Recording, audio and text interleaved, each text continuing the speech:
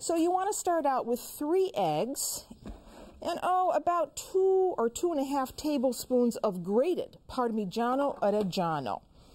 And then a grating of nutmeg. Has a little nutmeg in the dough as well. Because if we were making just a regular homemade pasta, we would be using just unbleached all-purpose flour and eggs and a little bit of salt, and that would be it. But this has cheese and the nutmeg in the dough. So you whirl all of that up, and then you have some unbleached flour ready. And how much flour will 3 eggs take? I have no idea. It all depends. So you want to start out by putting the flour in gradually. This is about 2 1/4 cups of flour. So we'll start out and put some of it in. And what you want to achieve here is a ball of dough that goes around the blade. And I know that that's not enough, so I have to continue putting in flour. Normally, the rule I use is 1 large egg to about 3/4 of a cup of flour. So let it go around the blade, and then when it starts to become a ball,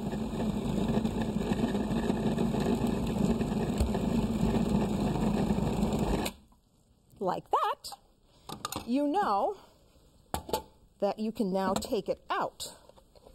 So I take a little bit of flour on my wooden board, and I just knead this. And I know this is perfect. I don't need to add any more flour. It's nice and soft and malleable. It's not hard to roll. But now we need to relax the gluten in that dough. We need to relax it so that it's going to make it easier for us to roll. So after you get it into a ball of dough and nothing is sticking to your hands, you want to put this aside and let it rest for about 30 minutes. Small pieces. I want to work in small pieces.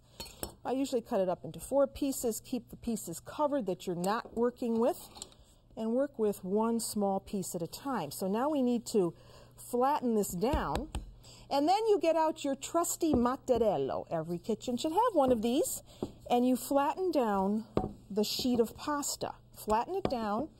If it seems a little tacky, you can always add a little bit of flour. Now we go to our pasta machine. I like to start out on 2. Then I move the notch up. I want this thin enough so that I can see my hand underneath the sheet of dough. And I think that will be thin enough. And now you see what I mean by being able to see your hand behind the sheet of pasta. And now, what do we do with this? Well, again, we want to start out with a little bit of flour on our board. You don't want this to stick. And then you can work with a small cutter. And to make the Garganelli, you're going to need either a clean, unused comb, or you can go to the store and get one of these. This is just a butter paddle. You can find them in antique stores. Here's an old one I've had in my collection for a long time. I also use this to run gnocchi along. So you could use this, or this, a new butter paddle, or you could use a clean comb. And you take a small cookie cutter, a square one, and this is a 2-incher. You give it a little flour, and you cut out squares, just like this. Or you could cut them by hand if you want to. You need this square shape to get the classic final look. Then you get out your form, whatever it is, and you need a pencil. I know what you're saying. Who is going to stay home and do all of this? Believe me, this is wonderful. Get all your friends to come over and help you. A new pencil. How about a dowel rod? You can find that in your hardware store. And then the technique is this. You take a piece of the dough, put it right there on the form, stick the pencil on it, and then you just roll this, you see? Right across the top. And you get this Garganelli shape. Does it look like a little esophagus to you? Let me try it on this. And if you think it's going to stick, give a little bit of flour to whatever you're using, the pencil or the dowel rod. Again, I'll do it, and you want to do that loosely now. And as it goes across the form, of course, it takes on those lines. There's the second one. So that's how you make the shape, the Garganelli shape. In this pot right here, I have got some homemade chicken broth. You take a look at that.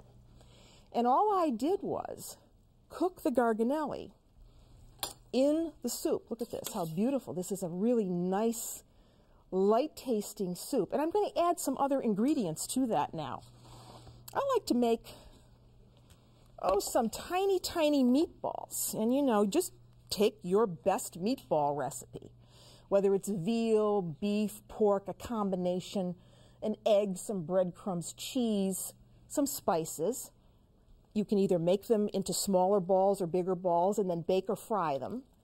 And then you just put them in the soup with some peas. Here's some fresh peas,